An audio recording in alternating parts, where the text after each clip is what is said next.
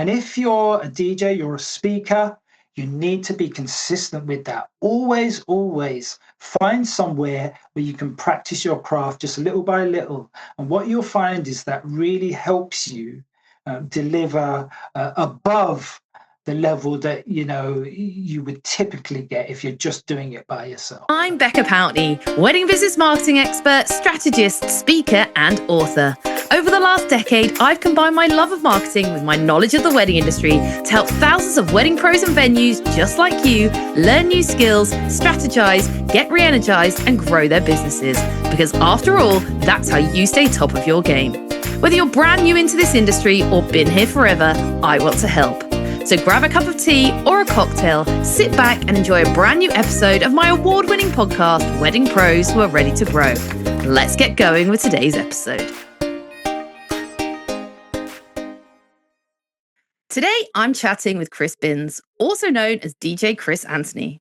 Chris is a wedding DJ and MC with over 25 years of holding rooms, and having worked at more than 300 weddings, he's definitely not shy behind the mic. I recently met Chris when he was working as the MC at the Pro Mobile conference where I was delivering the opening keynote. I absolutely loved his energy on stage, and I knew I needed to get him on the podcast. I cannot wait to find out more about his journey. Chris, welcome to the podcast. Becca, it's a pleasure to be here. It's an absolute pleasure to have you. Now, just before we started recording, you told me this is your first ever podcast interview. And I said to you, you're going right in at the top on the award-winning podcast. Indeed, yeah, absolutely. Only the best, only the best. Well, I have no doubt that this is going to be a great interview because I've seen you on stage, and I always know when I see someone and I think, yeah, I like their energy, I know they're going to be a great guest. So I am thrilled that you agreed to come on this for your first ever podcast interview. So thank you so much. You're very welcome. You're very welcome. Now, before we get into what you're doing right now, I always like to take my listeners on a journey into your past to find out a bit more about what got you to this stage. So take me back, give us a whistle-stop tour through your career before weddings and before DJing. So I started off as your typical bedroom DJ, loved music, loved Michael Jackson, all of the soul tracks. That's kind of my era. And my first opportunity to DJ was a workshop that I did. And after the workshop, they wanted to have a kind of gathering of all the members. And so they needed a DJ. I thought, maybe this is my opportunity. So I went for it. I was nervous as hell, but it went down a storm. It was such a great experience. And from that moment, I haven't looked back. And what I did was I did weddings for friends at first, just kind of little sets that I could do just so that I could build up my confidence. And I've taken it all the way through now to me doing all day weddings, being a wedding host and a DJ. And it's been quite a trajectory. There've been some ups and downs, but I've always had a love of holding a room, of just really feeling the energy in the room. And that's kind of the place that I come from, holding the energy in the room and really making it so that people have fun. They feel the energy. They're just the connection. That's what I'm all about. I'm a very feeling kind of authentic kind of feeling person. And that's what I kind of put into my weddings and my DJing itself. So I went into weddings and I've done, as you said, over 300 weddings now. And what I found was I loved being on the microphone. There was just something about holding a mic and talking to people. And I realized that if I spoke from the heart, especially at weddings, I could really make a difference to how people feel. And weddings are really kind of loving, romantic, fun occasions, and I felt I could have an impact by being on the mic and emceeing. And so that love of emceeing has grown as my wedding career has gone along. And as we'll probably go into, I'll explain why I'm doing more event emceeing. Fantastic. So going back then, when you were doing bedroom DJing, as you called it, right at the start of your journey, because I think often people see the end result. They see where you are now. They see you on the stage and they think, wow, how did he get there? So at the beginning, you said you were bedroom DJing, you did this first event. Was this alongside a corporate career? Were you in your own business? Were you working for someone else? And how has that kind of worked? Has the DJing already always been on the side? Has it been full time? Give us a bit of history. Love that. Love that question. So I have a corporate career I started off as a carpenter and joiner. Then I went into building surveying, then construction project management. So I have, over 30 years of being in construction project management. Alongside that, as my side hustle, was my DJing. And, I've worked almost 6 days a week for decades. Work in the daytime as my corporate role, project manager. At nighttime, I'm this woo woo woo DJ playing on the decks, playing all the music. And I've just had so much energy and love for that. I would come home tired, but I've got someone's wedding, so I've got to prepare for that. So that's kind of been my trajectory. Building a DJ career is quite challenging. Doing it full time is really challenging. You're probably aware of that. And so most DJs, they do DJing as a side hustle, and if they get good at it and if they really love it, then they'll transition. And that's kind of what I've been doing lately. But I kind of want to go back to the start of why I love music. And I'm very kind of fond of this story because I started playing records, 7-inch records, and I know probably most of your audience, can't remember 7 inches, but my 7-inch records. But my dad had 7-inch records stacked on top of the gramophone that he had, and at the age of 4, I would take these records off and stack them on the radiogram, and I would play them one by one. So that is at age 4, I was playing tunes on a record player, and it's just gone on from there. And, my dad, he loved blue beat and reggae and ska, all of that. So that's where my love for music and DJing came from. So it was always in there, that creative spark. But I think it's really important that we talk about these things, because people look from the outside and they think, oh, he's a full-time DJ, or how are they being a full-time DJ? How are they making the money? And actually, sometimes there's a lot of people in this industry that are doing it alongside a career, whether that's alongside a full-time job, a part-time job, or alongside being a parent, as a lot of people are doing as well, which is also another full-time job. And so I think it's important that we understand that people are coming at it from different places and there's no one size fits all. In terms of the overlap, do you think there were things from your day job that helped you in your business, or do you think your business was an outlet, a creative outlet away from the corporate world? No, listen, with weddings, they're very they're very structured in terms of what needs to happen when. And definitely my project management and corporate background helped with that, because I'm very much an organized person. I always like to know exactly what I'm going to do, exactly what time. And so I build everything around the schedule, and I make sure that when I'm working on a wedding, I put together a schedule that is boom, boom, boom. I know exactly what's happening when. It's so important. And if I haven't got that, then I feel off key and I don't feel comfortable. And having a project management career, you had to be structured. You have to know time, deadlines, limits, all manner of things. You have to know what's going to happen at what time. And so I kind of brought those skills into my wedding DJing.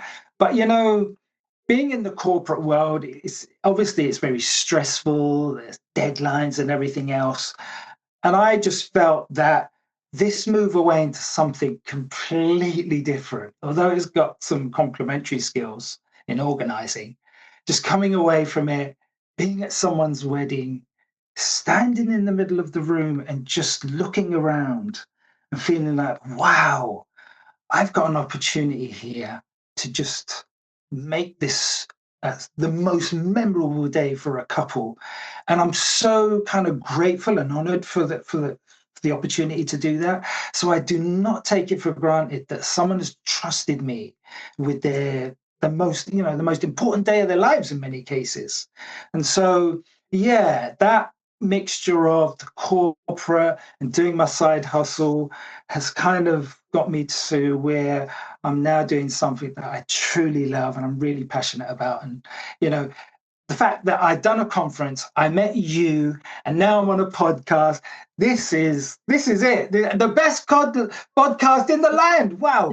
Absolutely. And I always say that you never know where the next thing's leading. And I think often people are ashamed of their other career. They feel like they have to just be this one wedding business owner. And actually, I think other careers, other side hustles bring so much color. That's what makes someone an individual. And I love that you're basically seeing each of your weddings as their own little project that you have to project manage, because that's Yeah. what, and I think that in everything I do, the things I learned in my career in television, in radio, in marketing, of course, it all informs the things that I do now. And it's not something that Yeah. we should, I always say, if you're someone who's listening to this podcast and you still have a job, don't see that as a failing, see that as a learning experience. What can you take from your day job that you can bring into your wedding business to excel in your wedding business right here, right now? Stop thinking, oh, I wish I didn't have this day job. Switch that mindset and think, they might be paying for you to go on training. They might be introducing you to all sorts of different people. What elements of that can you use as your superpower in your day job rather than seeing it as a bad thing? Now, you mentioned the pleasure it is to work at a wedding. It's the biggest day of many people's lives. And I always like to talk to people if they remember the first wedding they got booked for, because I think the first wedding or one of those first weddings is actually the hardest wedding for any wedding pro to do, because they feel that pressure immensely. They know how important it is to get it right. And no one wants to do their first one. So can you remember any of those early weddings and how you felt? Oh, man. So, yes, I do. I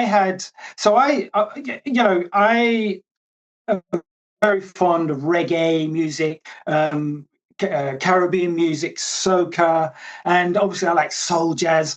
And so I started out in doing black weddings, and black weddings are very much about the music, getting the music exactly right. If you get it wrong, you lose your floor. And oh man, the first wedding was okay. It was okay, but it was like a baptism of fire because, we really want to have a good time and the tunes have got to drop at the right time. And so I think with every DJ, you kind of got to go through that process of learning how to build a dance floor. And the first few are going to be okay. They're not going to be fantastic. And you kind of got to live with it. But the pressure, oh my gosh, the pressure of seeing if people are going to dance to this. Is the next song going to clear the dance floor? Or are they going to stay on it? And it was a kind of mixture, really. But you, as a performer, as an entertainer, yeah, it's such a great question because you have to start somewhere.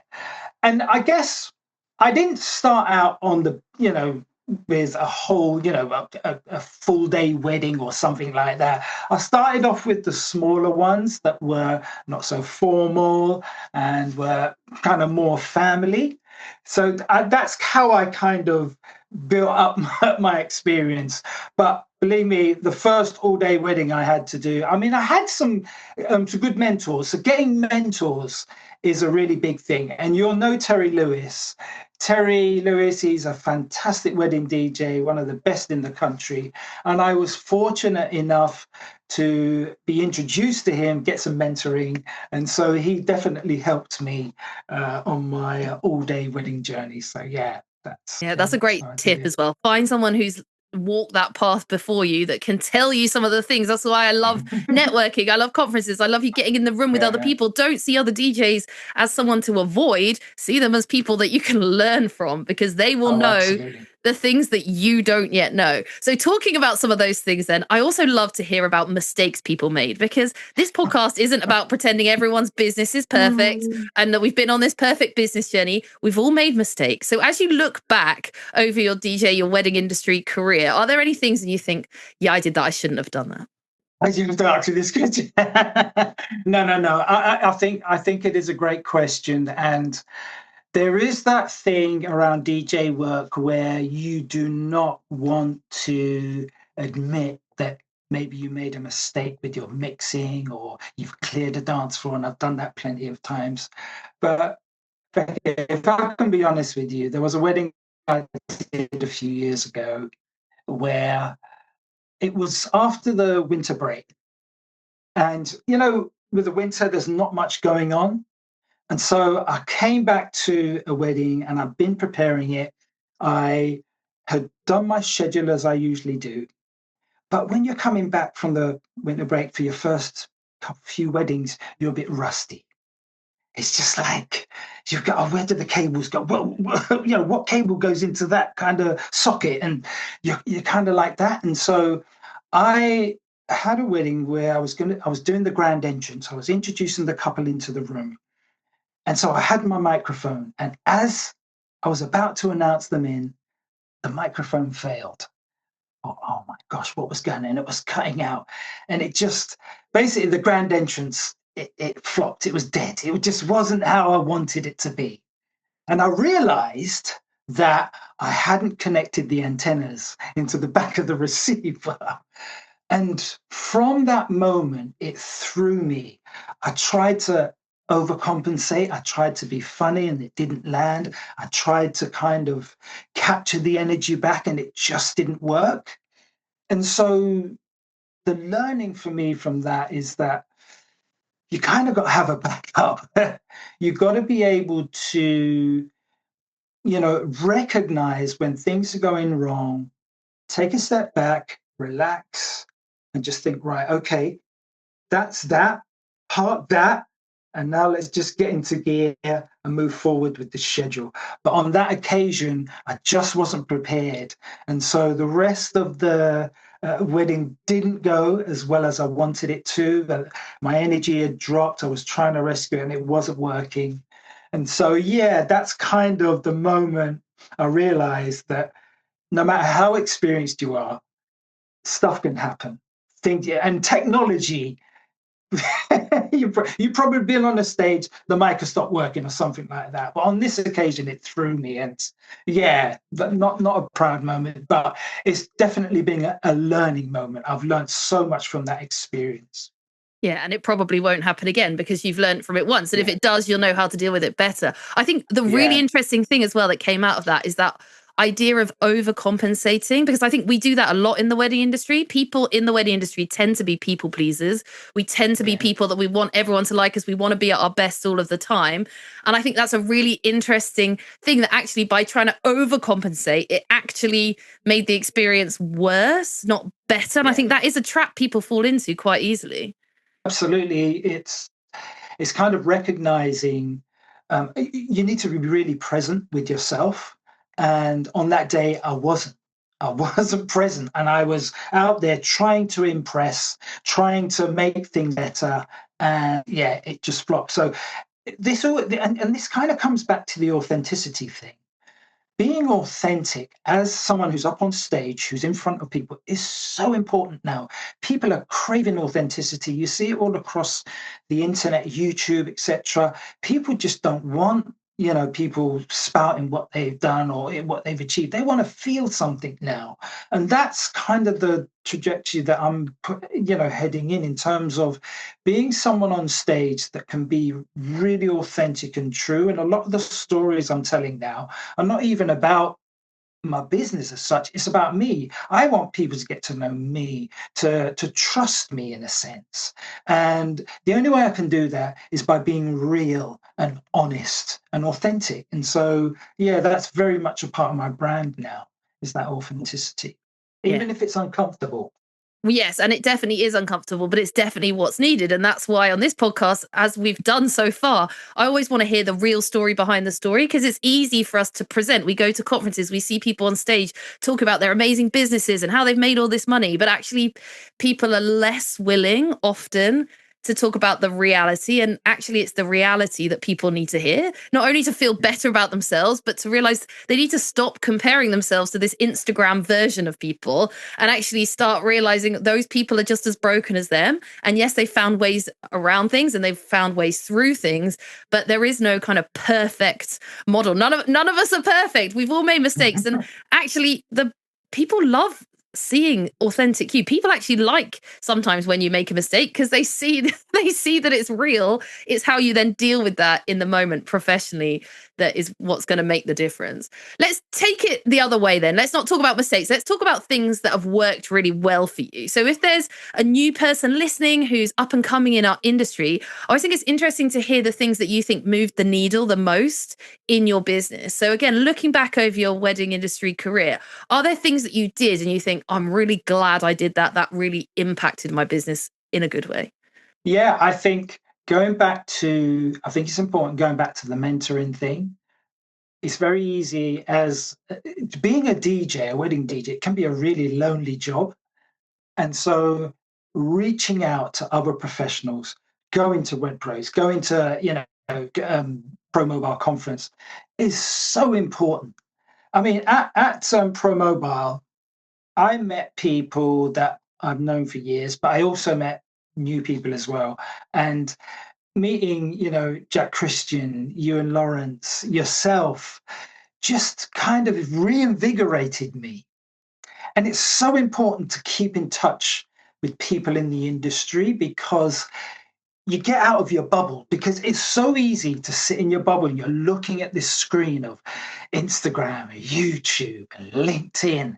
And you kind of can go down a dark hole, and you need to break out of that and network and just connect with other groups, not through the screen, actually in person. And me doing the mentoring, me being at conferences, has been such an important part of my career. And so that's one thing I super would highly, highly recommend that anybody does in the wedding industry.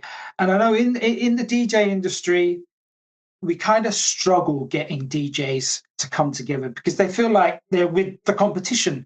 But what you find is that when DJs are together, they share ideas. They give you different perspectives on things. That we did on at the Pro Mobile conference. Ewan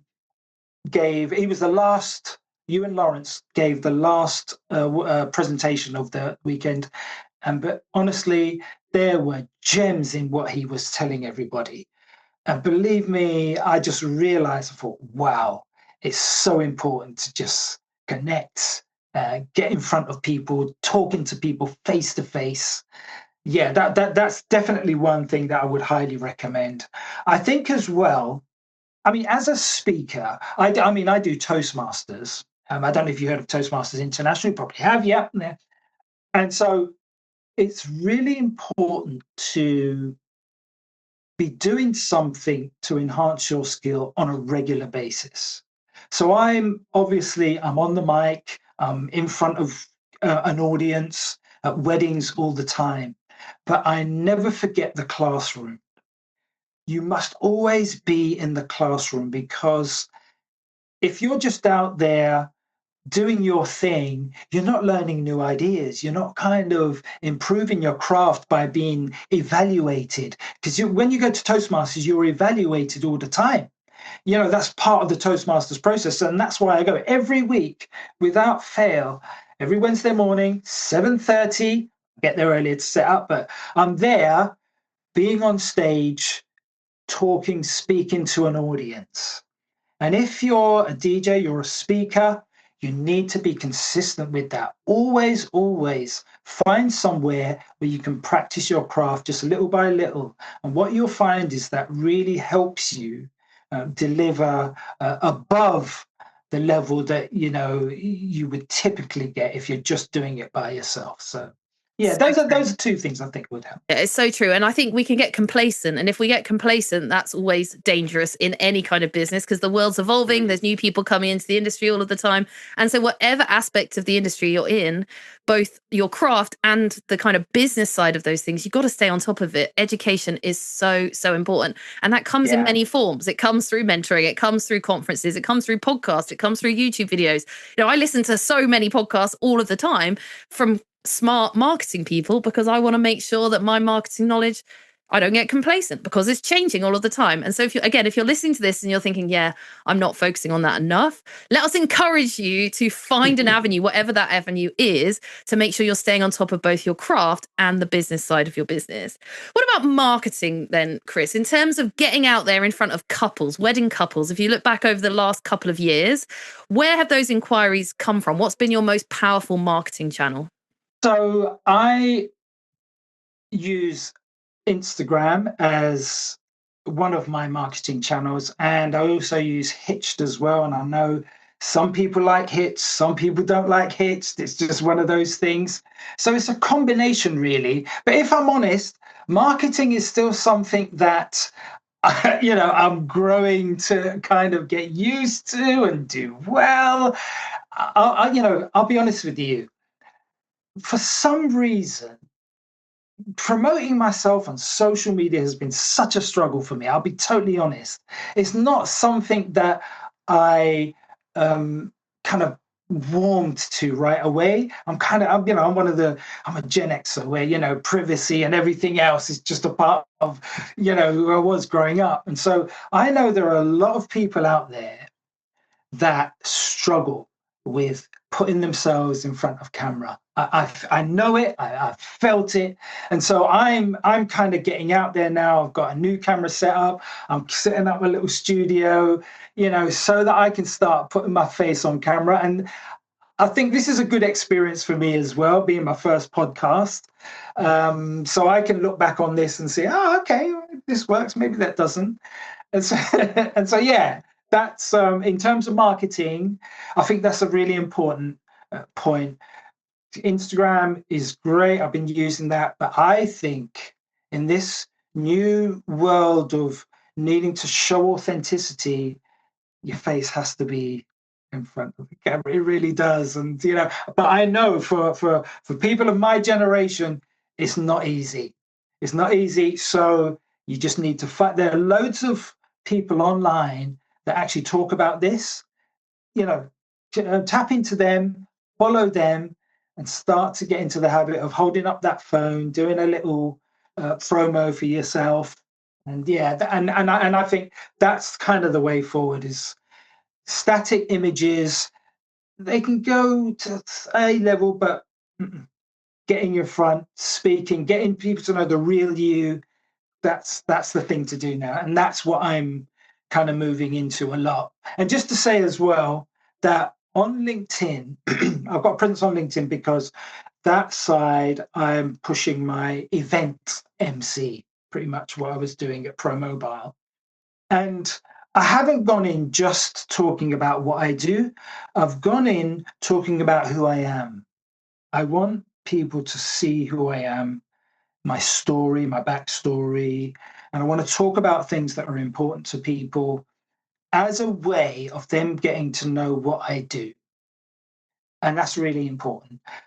On on a lot of social media, it's this is what I do, this is what I do, this is what I do. But I think people are getting tired of that. It's more like, this is who I am.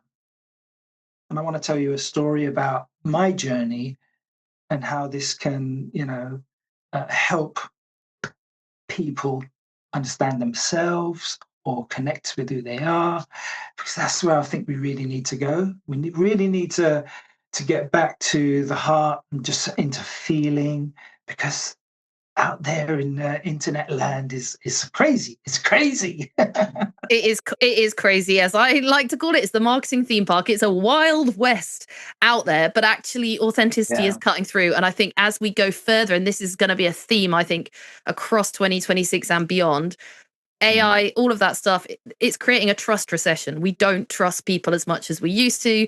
We are worried about what we trust. And in a trust recession, authenticity, storytelling, being yourself, showing up as you, not as a polished, filtered version of you, but just as you, who you are, is what's going to cut through that noise. And it's absolutely true. I want to come back to the Hitched thing very briefly, because you made a throwaway comment, and I talk about this a lot, actually, because anytime someone says a brand, they say, oh, some people like it, some people don't. And actually, Hitched is an interesting one. I've recently interviewed someone from Hitched here on the podcast. People can go back and listen to that episode.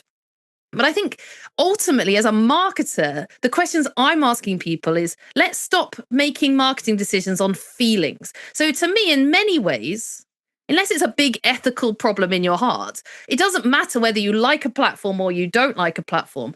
Actually, we need to know if it's getting you results. So if you were to come to me, Chris, and many of my one-to-one clients do, and they say, Becca, should I renew my subscription listing on XYZ directory?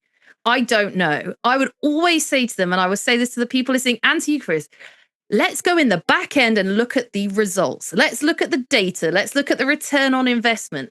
Because if you don't like something, but it's generating you 50% of your bookings, let's not cut our nose off to spite our face. If we don't like something and then we go in the back end and we realize we've spent money and it's not done anything, that's a whole nother discussion. So I just wanted to come back to that point because I think it's a really interesting one. And it's something I come up against a lot, that people go, I don't know what I should do about this, because we're making so many decisions based on how we feel in a moment, rather than actually the heart of any kind of sales or marketing is the data. So you may or may not know your data, but that's what I would say. Go back into your directory listing and just have a look. Where have people come from? Now, that's not always easy to track, but we will get some stats from it. Yeah, no, that's a good point, Becca, because there are some people on that platform just smashing it. They got a ton of reviews, hundreds of reviews, and you can see clearly that they're getting regular work. And I guess it's, we want to pay the money, we want the inquiries to come, and we want to land them, and that's it. When you think about it, it's not quite that simple. And there's a journey. There's a journey to it, isn't there? As you said, you pay your money, you see what comes through, and then you do the analytics. But I think it's the analytics bit that people don't want to look at. They just want the bookings coming through. And so, yeah, there's definitely something to be said for looking at the back end of everything. And, I'll admit, I don't love the back end stuff. When I look at the numbers, I'm thinking, yeah, let's go into this shiny object here. Let's see if and I guess that's what a lot of people do, is they don't fully understand the game, and that marketing is a skill, and and unless you really apply yourself to learning that skill, then yes, you're kind of in the dark a bit. And, admittedly, when it comes to some of my marketing, I'm in the dark because looking at analytics and stuff is not the fun bit. I want to be on the mic. I want to be in front of people. I know. And you're not alone, Chris, because this is something that I'm banging a drum about all the time, because most people don't want to look. And I think it's for one of two reasons. One, it's not interesting. And like you said, they want the shiny dopamine hit of the like on Instagram, which is great, but we need to look at the other things as well. Or two, they're scared because they're worried they're going to see something they don't like. And I think this particularly applies to things that involve finances, money. Quite often I have to go through quite a difficult process with people when we look at money, because people haven't looked at it because they're scared of seeing they're not making any. But ultimately I say to them, yeah, but in order for us to make that better, we need to have a realistic picture of where we're at now. So again, a bit off tangent, but for people listening, if you're resonating with this and you're thinking, yeah, I'm the person who likes the shiny object, I don't like looking at the numbers, I don't like looking at the data, let me encourage you, when you're in a good headspace, set aside some time and actually go through this stuff. Because once you know the answers, it may not be as bad as you think it is. Often people find it's not, they're just scared of looking. And actually, when we know where we're at, we can make wiser decisions to go forward. If I can just add there, Becca, that was really good. It all starts in here. It all starts in here. And I'm so much more aware of my emotions and feelings around things. And if I'm struggling to do one thing, it kind of starts in here, inside you, in your heart, because we've got all kinds of beliefs and fears that are swirling around. And what I've found is that unless you kind of tackle that part of you that is afraid, that is scared of being out there, that doesn't want to put themselves on camera, unless you deal with that bit inside you, it makes it so much harder doing the other stuff outside. So it kind of, I would say to people listening to this that if you're struggling with something, ask yourself the question, go inside and what is it about marketing? What is it about being in front of camera that I really find difficult? And that can be a whole nother story, but it's the one that gets you in front of camera on the best podcast in the land, talking to the wonderful Becca Absolutely. Powley. And so true. And I think, yeah, so much of it is in our heart and in our head. And we're often the biggest barrier to our own success. And we could talk about that all day. But let's go on to the next section, because I want to talk to you. I'm going to ask you a couple of questions, which I think are going to help you raise the standards for DJs across the country and across the world, because we're going to have a little moment here to talk about things that we don't like, and we'd like wedding professionals and venues to change about themselves. So here's the first question. Yeah. As a DJ and an MC, you're at a wedding day, you're on the venue floor all day.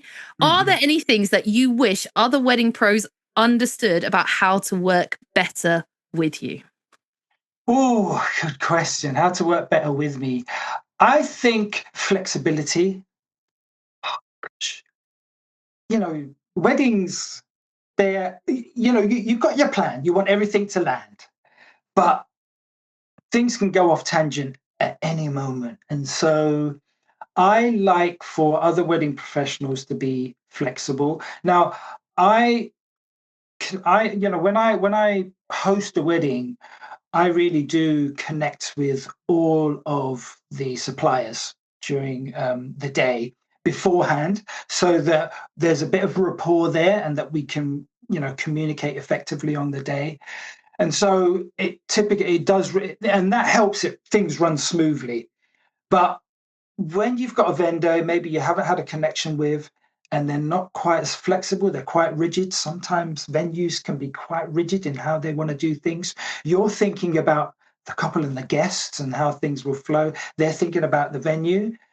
Then that can be something that can be jarring and just make things more challenging. So, yeah, flexible wedding professionals that help the day run smoothly, I think are super important. And that goes for me as well. I need to be flexible. If a photographer doesn't want laser lights beaming all over the bed, or doesn't want this color in the background, be accommodating. Understand that you've got a role, they've got a role. And I always take the position that if I can help the photographer get the best shot possible of the couple on the dance floor, then I'm going to do everything I can to make that happen, because it looks good for them and it looks good for me. So I'm never of the kind where, if someone comes up and asks, they want to use my microphone or they want to plug into my system, if it helps the day, I'm going to do that. I'm going to help that. If a band wants to plug in for the speakers, whatever, if it gets the job done and it makes the day special, then I'm all for that, definitely.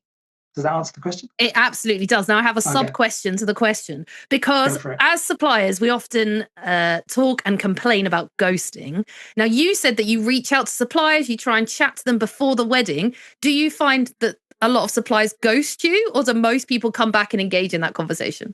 The way I do it well in advance. And if I haven't heard from someone, then I'll email them back to try and get. But occasionally you'll get a supplier, like a photographer or videographer, that hasn't got back to you. And so what I try to do is make contact as early as possible on the day, just to kind of introduce myself. Because for me, building rapport is so important. It's super important for the day, so that we know each other by first names, that we've had a bit of banter and a bit of laughter, just so that we can relax together and know that we've got each other's back. But yeah, there are times where you can get some suppliers that aren't so, they're a bit more rigid, and so you kind of just got to work as best you can with them. But if you want to, if I can add to the question, I think venues can be quite challenging, because they've got their way of doing things. And so obviously for DJs, sound limiters, some DJs hate sound limiters. I totally get it. I've grown used to them now. But I think the big thing for me about, if there's things I don't like, is difficult load-ins where you have, it's difficult to bring in heavy equipment, because if I'm carrying heavy equipment, carrying them even up 2 flights of step can make your job so much harder, because you've got 30k 40k equipment to carry. And so I think I'd love to say to the venues, please make load-ins a bit easier. There are a lot of venues that do make it easy. It's very simple. Pull up to the door and literally the booth is there. But others, you've got lifts to go in, you've got stairs to climb. Oh, yeah. That's one thing I just ask. Consider. Well, that kind of touches on my next question, which was what makes a venue a dream to work with? So we know loading is good. What about anything else that makes a venue a dream to work with? Is it venues that help you bring your stuff in? Is it venues that feed you? What if there's a venue listening? How can they make their MC and their DJ happy on a wedding day? For me, it's the friendliness of the team, the ones that are really easy to work with. There are a few that I've worked at where you can just, the event manager is just chilled, relaxed. They've done this. Any question that you've got for them, they can easily answer. They're not flustered. For me, that's probably the most important thing, because you can mostly deal with anything else in terms of logistics and setup, etc. You can figure out ways around that. But if you've got a team that kind of understands you and supports you, then that really is helpful. Because honestly, in particularly West End venues, I find that they're really hardened to the environment. The West End is just like crazy mad. Parking is just impossible. Everything is just impossible. There have been times where I've had to load in all my equipment, laptops, speakers, you name it, into a corridor that's being accessed by everybody. And you've got to leave it there whilst you go and park it somewhere else.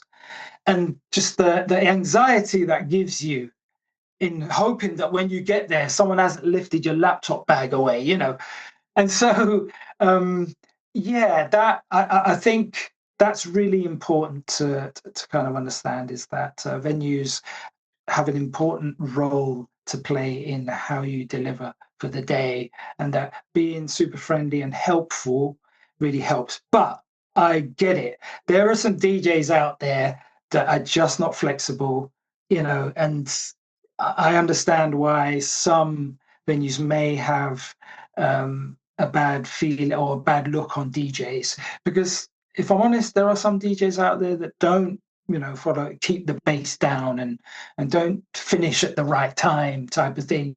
And I get it. That's difficult for venues as well. So we're all in this together. That's why I say we're in it. Yeah, we absolutely are. And it is a two-way street. We all have to give, we all have to receive, we all have to help. Actually, I think the best wedding days are when everyone comes together as a team and realizes, yes, we are individuals with an individual service, but ultimately we are one team creating this best day ever for a couple. So how can we work as a team rather than trying to work against each other? And to your point, when you turn up and someone's grumpy with you or rude to you or a bit short with you, actually that makes your job all the harder, because you've then got to try and get that energy back. You've got to try and go from that feeling of, I hope no one's going to steal my laptop, hope this person isn't going to be angry with me all evening and keep bothering me, to now I need to be here, show up with a smile on my face and help everyone have a good time. And that's a challenge. I've had it. I remember a particular wedding, the wedding planner, they got out the wrong side of the bed, and from the off, it was like she was the boss. It was like they were just, ordering everyone, and it just was the worst feeling, and it made it really hard to perform. And so, just kind of being it in together. And that's the reason why I like to make contacts with everyone before the day, because it just kind of, that connection it helps with communication on the day, I find. And yeah, I wholeheartedly would say if you've got a venue where you've got nice staff, friendly staff, the happier the better. Absolutely, absolutely. Now, Chris, before I let you go, I wanted to talk about one other subject with you, because we've heard throughout this podcast episode that as well as DJing, you're also an MC. You are on stages. That's exactly where we met, was on a stage. And you are very confident on a stage. You're confident behind a microphone. You've got a great energy, as I said at the beginning. And I think often people look at you, they look at me and they think, I wish I could have that confidence. I wish I could have that stage presence. And for many people, that is terrifying. The idea of standing in front of people or being on a microphone is hard. And what we're seeing right now, as we talked about earlier, is actually, even for people who find that hard, they have to now be showing up, or they need to be on social media, talking to a camera. They may want to come on a podcast interview.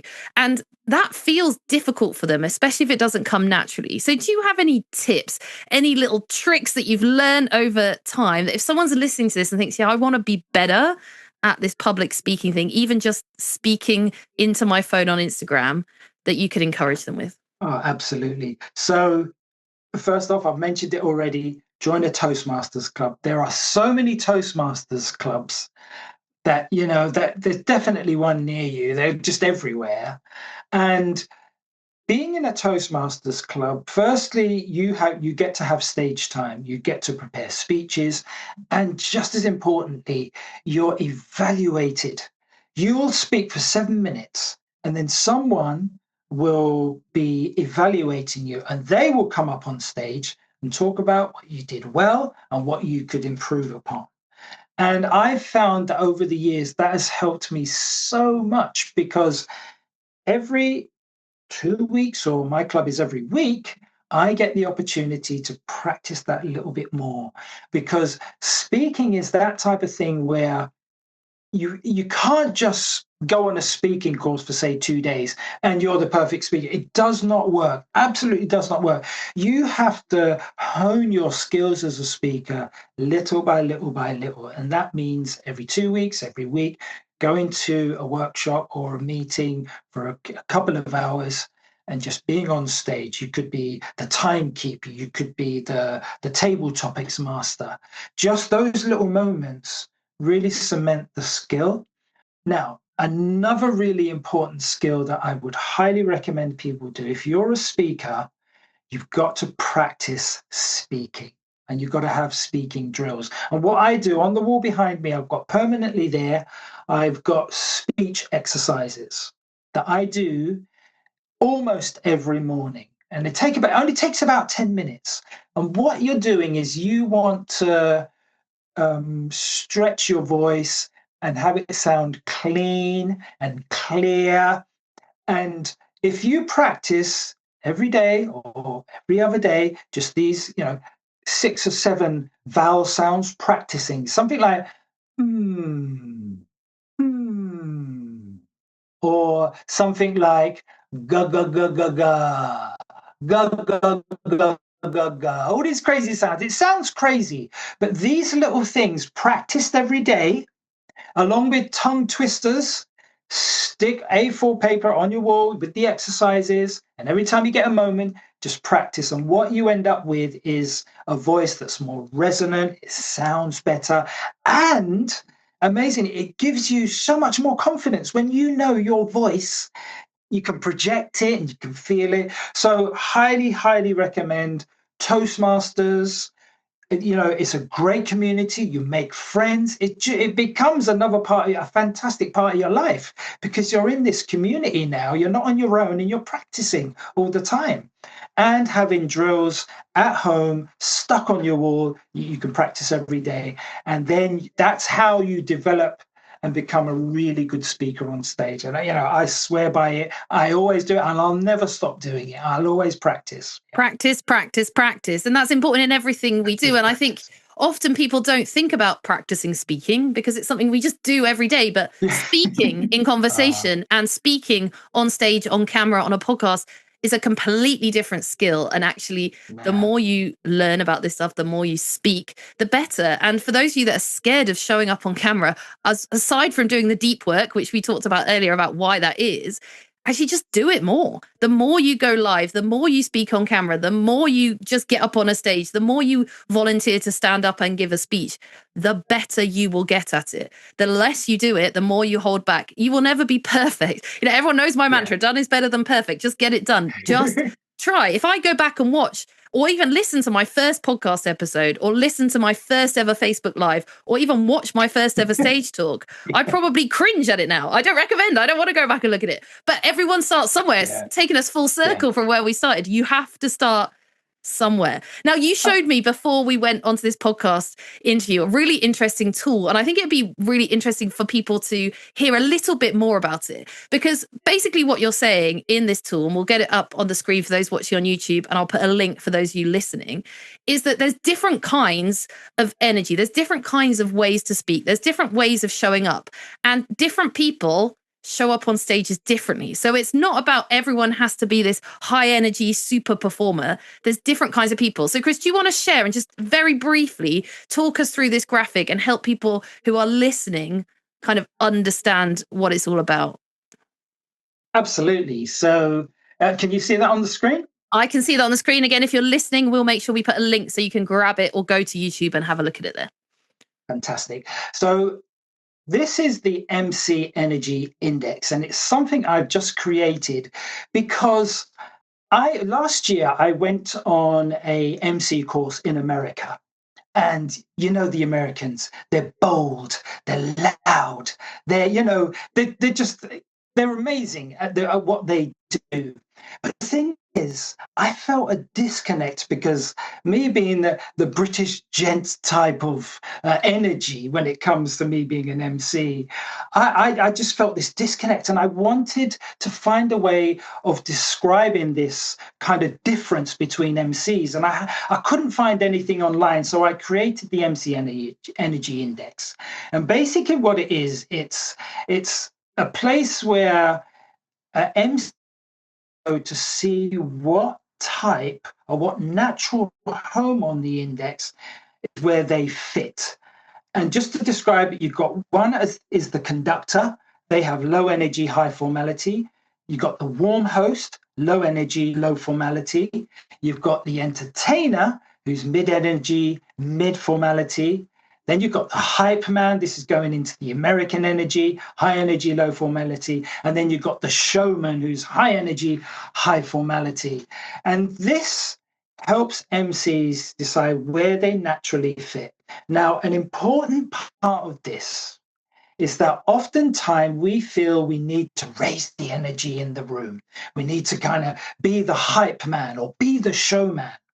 But if you're naturally a 2, which is the warm host, getting up to 4 or 5 requires a lot of skill. And if you're not proficient in doing that, you begin to feel fake, or it just begins to feel like a performance. So it starts to help you understand where you can go on the heat map so that you don't end up being in a situation where you're trying to be the hype man and you're still being the warm host and it just isn't working. So I've got this out there now, and I'd love to share it with people.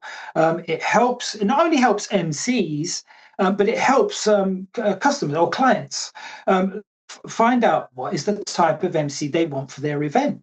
And I'm hoping to expand this into speaking as well. I'm looking at other ways of sharing this idea in other forms of speaking, but this is for the MCs. And, it's just something that people can look at and start to think about in a different way. What is their natural home on the index in terms of the heat map?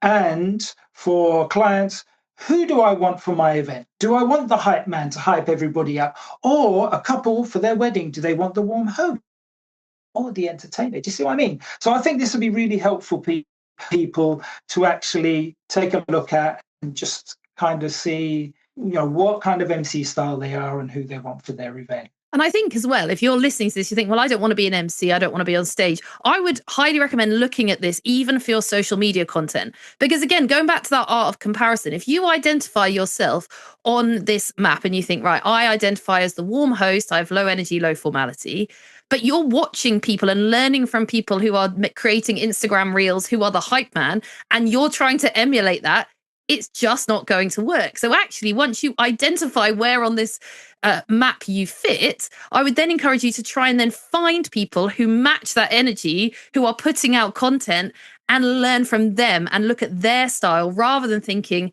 well, I need to be this kind of person on the internet. But you're not that person. And then it comes across as inauthentic. And again, that goes full circle. Chris, I'd love to know, where do you put yourself on the map? Because I've been looking at it and thinking, I wonder where I put myself. Where would you put yourself?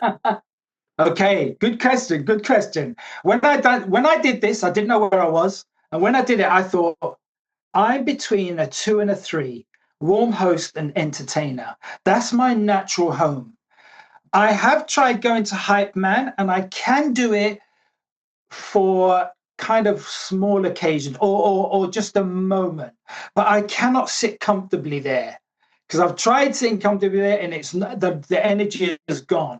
So between warm host and entertainer, that's where I naturally fit. Love it. And I think I probably sit somewhere between entertainer and showman. When I look at it, I think that's probably where I sit. Definitely the theatrical background in me, high energy is definitely me somewhere. But I think I can also do that, moving between emotional moments and comedic ones quite well. So yeah, I think my natural fit is probably somewhere between entertainer and showman. And I think actually not all stages want that level of energy. Actually, I always say I've got a Becca energy. I call it a Becca energy. I'm like, if you want the Becca energy, I can bring it. If you don't, that's absolutely fine.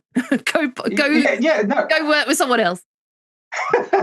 No, I love that you said that, Becca, because I'm looking at this from the MC perspective, but this can apply to so many different areas of people who need to go in front of an audience and perform and to to talk about what they want to talk about.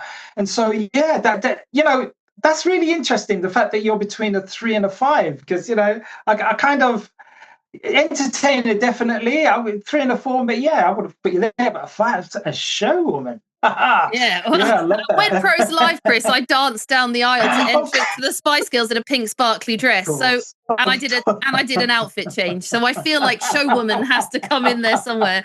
But I think there's a lot of people in our industry and a lot of speakers who have a musical theatre background, and I think that comes through. I think the theatre kid in me definitely shines through. I think it's a really helpful tool. Thank you for sharing it. As I said, if you're listening to this and you wish you could see it, we'll put a link where you can go and grab it in the show notes, or if you go over to YouTube, find this episode, you'll be able to skip to this part and look at it. But I think it's an interesting exercise, whatever you do, whether or not you want to be on stage or you just want to show up on social media, just go and identify, do a bit of self-reflection. Where do you sit? There's no right or wrong. We're not saying a 1 is bad and a 5 is great.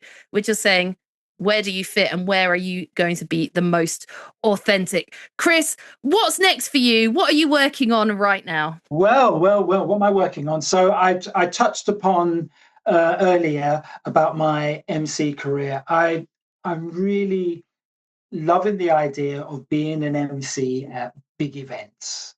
And so that's kind of the direction I'm heading into. I'm still going to be weddings. I love my wedding. I'm so passionate about weddings, but I definitely love being on a stage for 2-3 days, just holding the energy, vibing with the audience, presenting, and just meeting wonderful people. As I said, look, this is where the journey is taking me. It's taking me onto this podcast, and I want more of that. So I'm over on LinkedIn a lot. I'm telling my story about who I am, what I do, and I've got a couple of events that are coming up, which hopefully I've got one coming up that's moving into the AI arena now.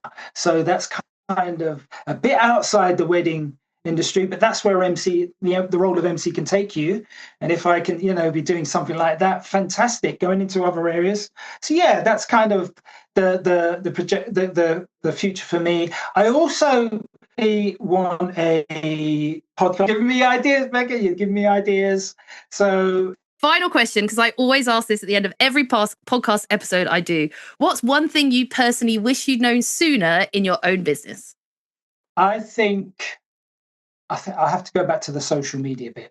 I've been really slow in the take up of being out there on social media. I haven't used it as well as I could have, and so I'd highly recommend that people get to understand social media and what your natural way of communicating on social media is. If I'd have done that early, I would have been out there more, and I think it would have been better for my career. So that's the key thing for me, anyway. Absolutely love it. Chris, it's been such a pleasure. I knew it was going to be a great conversation. It hasn't disappointed. It's been a great conversation. If people want to find you, you said you're on LinkedIn. People want to reach out, ask questions. Are you open to building new relationships?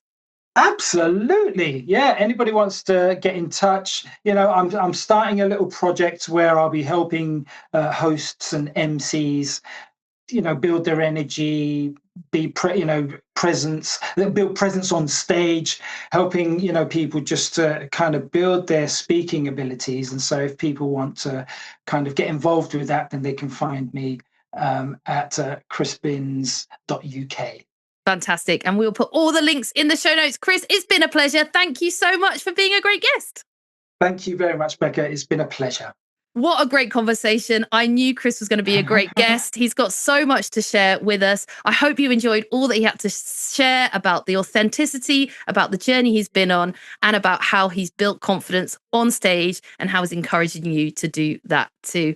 Enjoy the episode. If you do need that graphic, go grab it in the show notes, and I'll see you all next time.